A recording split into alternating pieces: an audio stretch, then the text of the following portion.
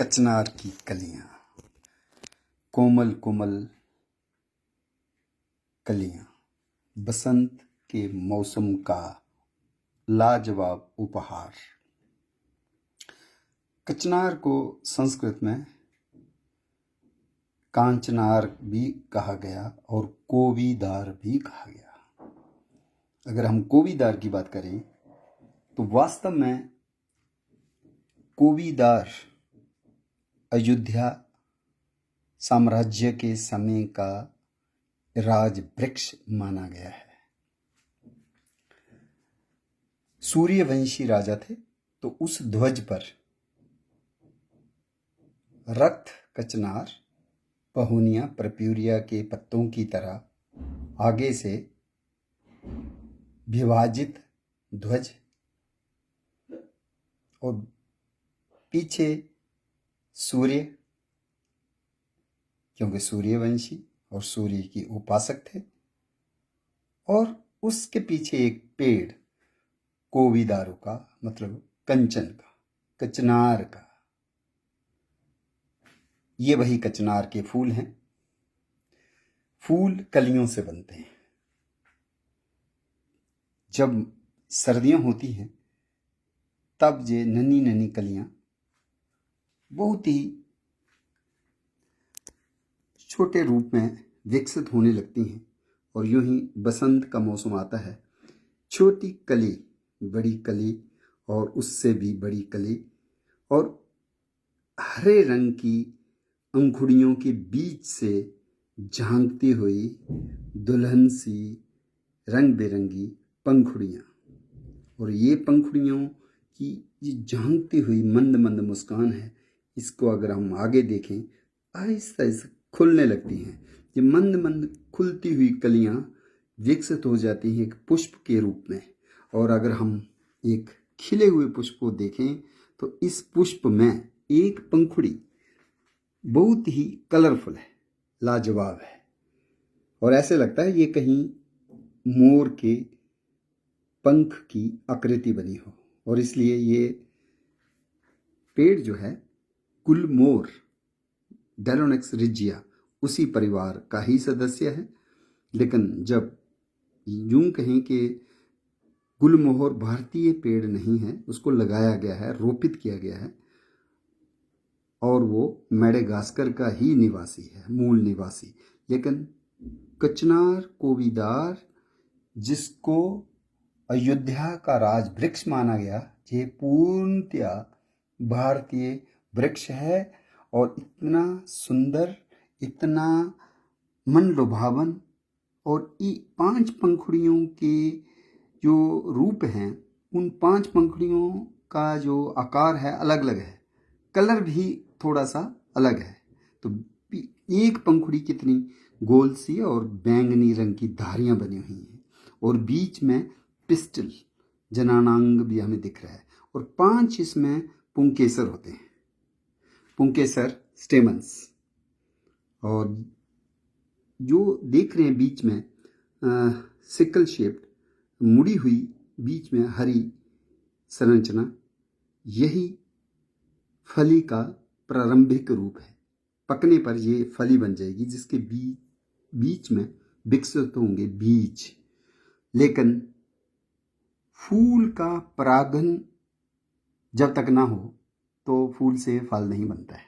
तो अगर ये फूल हैं, अब ये तोड़ लिए गए हैं रसोई में खाद्य पदार्थ बनाने के लिए, तो अब इनका परागन नहीं हो पाएगा।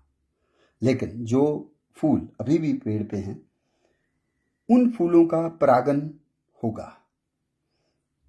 और ये खास वृक्ष है जिसको आर्किड की तरह इसके फूलों की शोभा को देखा गया और इसीलिए इसको कहा गया इंडियन ऑर्किड ट्री। और चूंकि इसका जो बार्क है वो थोड़ा सा श्यामल रंग का होता है, एबोनी से मिलती जुलती लकड़ी को देख करके ही इसको माउंटेन एबोनी ट्री भी बोला गया।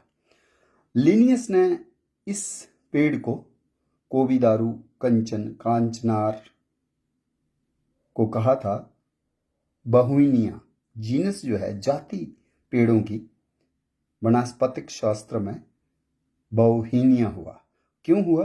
क्योंकि दो ब्रदर्स थे, European taxonomist botanist, Gaspard Bauhin and Johann Bauhin, और दोनों भाई बराबर के विद्वान थे। इसलिए इस पत्ते को भी अगर हम गौर से देखें तो ऐसे लगता है जैसे दो पत्ते जोड़ दिए गए हैं, हूबहू एक दूसरे की ही छवि लिए। तो ऐसा लगा कि दो पत्ते जुड़े हुए हैं। तो हमारे विद्वानों ने इसका एक और संस्कृत में नाम दिया युग्म पत्र। इसकी जो नाच होती है, जो पत्ते के ऊपर होती है, वो कितनी है? थोड़ी सी है, बहुनिया वेरिगेटा है, और विड्थ और लेंथ, लंबाई और चौड़ाई बराबर, तो बहुनिया वेरिगेटा हो जाता है। लेकिन अगर ये लंबाई ज़्यादा हो और जो नॉच है जहाँ से वो विभाजन हुआ है, वो वाली खांच जो है वो भी नीचे तक जाती हो, तो बहुनिया परप्यूरिया हो जाता है। बहुत से लोग दोनों प्रजातियों को काफ़ी कंफ्यूज करते हैं। वास्तव में बहुनिया वेरिगेटा कचनार जो बसंत के मौसम में खिलता है, उस वक़्त पौधे पर कहीं पत्ते नजर नहीं आते, नंगी शाखाओं पर सिर्फ फूलों की सजावट होती है। यही तो पहचान है बहुनिया वेरिगेटा पेड़ की। इसके उल्ट जो बहुनिया परप्यूरिया है, उसके फूलों का रंग गुलाबी होता है और उसके खिलने का समय भी बरसात के बाद कार्तिक मास के आसपास, अक्टूबर नवंबर में, दिसंबर में हम उसके फूल खिले देख सकते हैं। और उसके पत्ते भी थोड़े लंबे ज़्यादा होते हैं। दोनों को कोवीदार कह के पुकारा जाता है, लेकिन कुछ विद्वानों का मत है कि बहुनिया परप्यूरिया शायद वास्तव में कोवीदारू है, क्योंकि ये सफ़ेद कंचन के मुकाबले में लाल गुलाबी कंचन और भी खूबसूरत लगता है। सिर्फ फूल ही नहीं, उसके ऊपर पत्ते भी उस वक्त नजर आते हैं। और इसके अगर औषधीय गुण देखे जाएं तो दोनों प्रजातियों के औषधीय गुण मिलते जुलते हैं। परागन की बात, परागन करने के लिए कुछ परिंदे भी आते हैं, लेकिन जैसे तोते आते हैं, रोज रिंग्ड पैराकीट, सेटेकुला क्रैमिरी, वो एक्चुअली देखा जाए तो इसकी पंखुड़ियों को ही चबा के फेंक देता है। तो परागन में शायद उसकी भूमिका नहीं है, वो आहार के रूप में इसको यूज करता है। कुछ फ्लावर पैकर्स भी आते हैं, या फिर कुछ सनबर्ड्स, शक्करखोरे, उनको भी इस भूमिका में हिस्सेदार माना जाता है। और इस पक्षियों द्वारा की हुई परागन प्रक्रिया को कहते हैं ऑर्निथोफिली। लेकिन ये माना जाता है इन फूलों में सुगंध है। हम भी देख रहे थे फूलों को उठा के, तो इस फूल की गंध भी है, मंद मंद गंध, सुगंध जो है लुभाती है रात के कीटों को, जिसमें आते हैं पतंगे, माथ्स। और माथ भी अलग अलग फैमिलीज के होते हैं। अगर सफिंगिड खास किस्म के माथ होते हैं, अगर उनके द्वारा परागन होता है तो उसको कहते हैं सफिंगोफिली। और अगर कहीं हनी बीज आती हैं और उनके द्वारा परागन होता है, कोविदारू में, कचनार में, तो उसको बोलते हैं मेलिटोफिली। लेकिन ऐसा नहीं है। कुछ चमगादड़ जो हैं, जो उड़नशील स्तनपायी जंतु हैं, जिसको डोगरी में खड़ग भी कहा जाता है, खड़ग की भी कई प्रजातियां हैं। छोटे किस्म के बैट्स, चाम चिड़का, they also help in pollination. तो ऐसी पॉलिनेशन जो बैट्स द्वारा की जाए उसको कहते हैं कायरोटेरोफिली। और इस तरह से कचनार के कई किस्म के जीव जंतु, कीट पतंगे आहार के रूप में और कुछ परागन के लिए इन फूलों को से जुड़े हुए हैं। औषधीय दृष्टि से, आयुर्वेद की दृष्टि से बहुत ही औषधीय गुण रखने वाला ये फूल है। इन कलियों का अचार तो खाया ही जाता है बड़े चाव से जम्मू क्षेत्र में। क्योंकि थोड़ा स्वाद कसैला होता, थोड़ा बॉयल करके पानी में उबाल करके पहले पानी को डिस्कार्ड किया जाता है और उसके बाद तेल में भून करके मसाले डाल के इसकी स्वादिष्ट सब्जी बनाई जाती है या दही में रायता बनाया जाता है। और ये कलियां जो हैं थायराइड हार्मोन को नियंत्रण करने में भी बहुत ही हितप्रद माना गया है।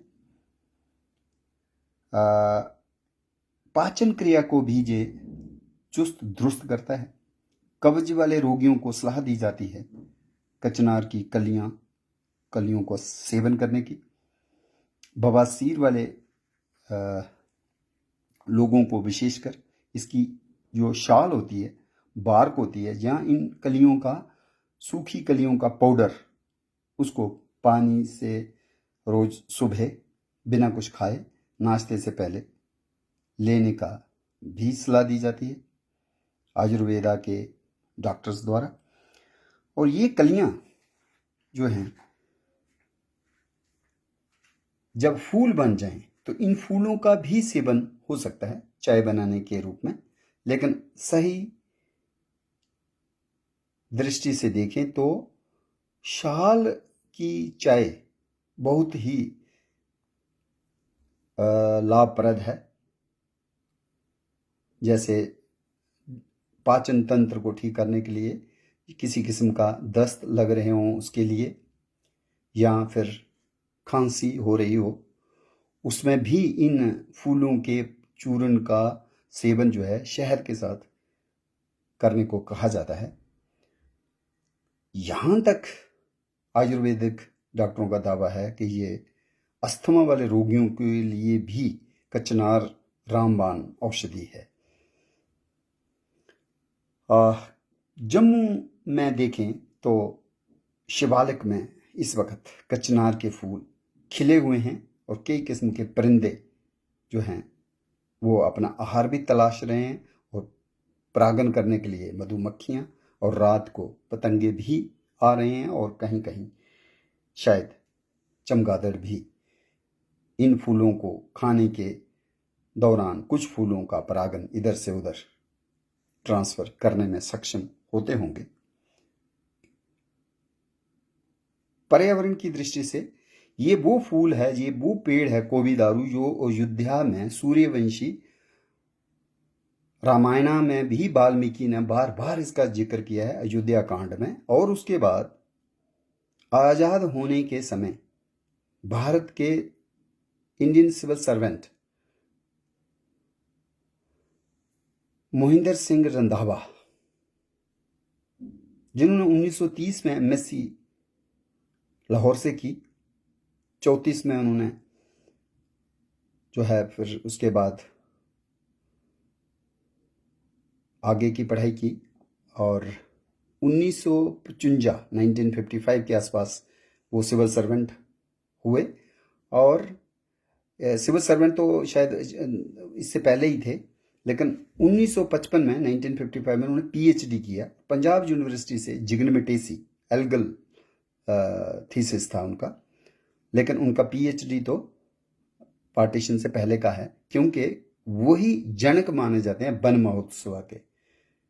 आज़ाद होने से पहले ही जुलाई 1947 में उन्होंने दिल्ली में पहला पौधारोपण कार्यक्रम का श्री गणेश करवाया था। उस वक्त पंडित जवाहरलाल नेहरू प्रधानमंत्री थे और माउंटबेटन की अर्धांगिनी भी थी। उनके द्वारा जो पहला पौधा रोपित हुआ वो कचनार का ही था, कोविदारू का ही था, बहुनिया वेरीगेटा का ही था।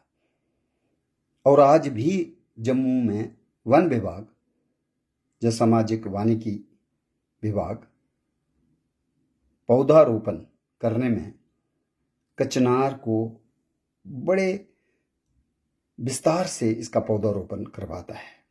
वन पौधशालाओं में इनके नए पौधे जो तैयार किए जाते हैं, बीजों से भी नए पौधे बनाए जा सकते हैं और कलम द्वारा भी बना सकते हैं। और जुलाई अगस्त में जब बरसात शिवालिक्स में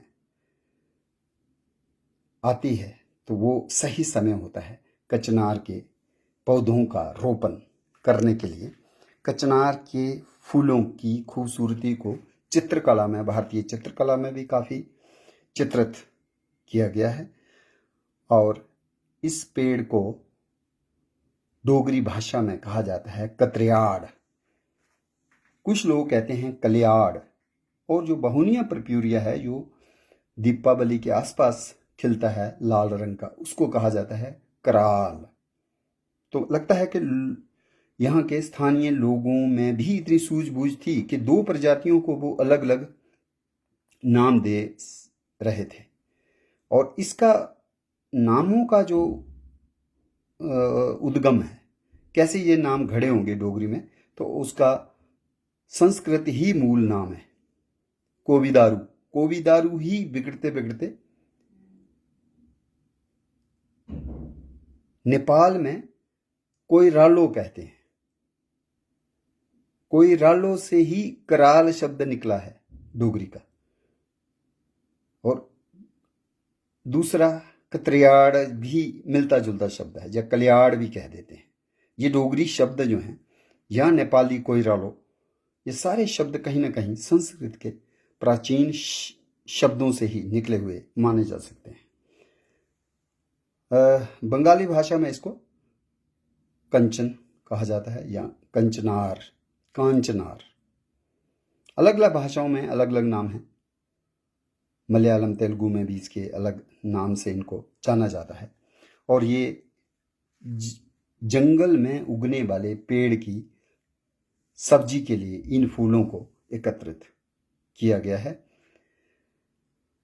पेड़ परिचर्चा, ट्री टॉक जब होती है, उसका उद्देश्य होता है एक पेड़ के बारे में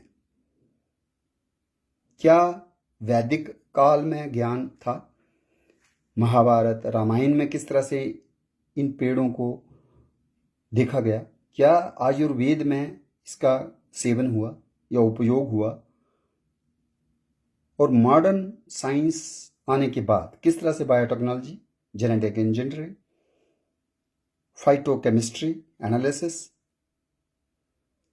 और इसका जो नैनो टेक्नोलॉजी है उसमें किस तरह से हम इन पेड़ पौधों को, इन रिसोर्सेज को और ज़्यादा वैल्यू ऐड कर सकते हैं। इन सारी चीज़ों पर प्रकाश डालने के लिए और अलग अलग विद्वान अपने अपने नज़रिए से पेड़ के बारे में बात करें और युवा पीढ़ी सीखे बड़ों से, आउटडोर ज्ञान अर्जित हो प्रकृति से। सो प्रकृति से प्रेम बढ़ाने के लिए, प्रकृति को समझने के लिए कि हमारे बुजुर्गों ने, हमारे वैदिक पंडितों ने इन पौधों को किस तरह से देखा और किस नज़र से देखा, इसीलिए वनों का ह्रास नहीं होता था, वन सघन होते थे। प्रकृति अपने पूरे सौंदर्य में श्रृंगार करके हमारे सामने आती थी।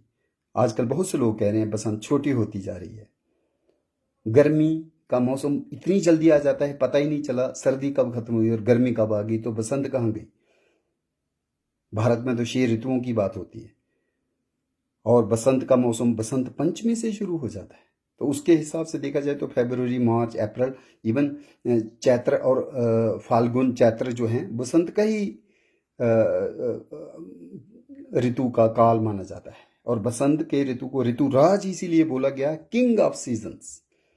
सारे मौसमों में जितनी खूबसूरती, जितनी सौंदर्य से भरी हुई ये ऋतु होती है, इतनी और दूसरी ऋतु में इतनी सुंदरता नहीं दिखती, शायद इसीलिए। और इतना तक कहा गया है कि कचनार, कांचनार, कोविदारू का वृक्ष जो है ऋषि कश्यप ने इसको बनाया।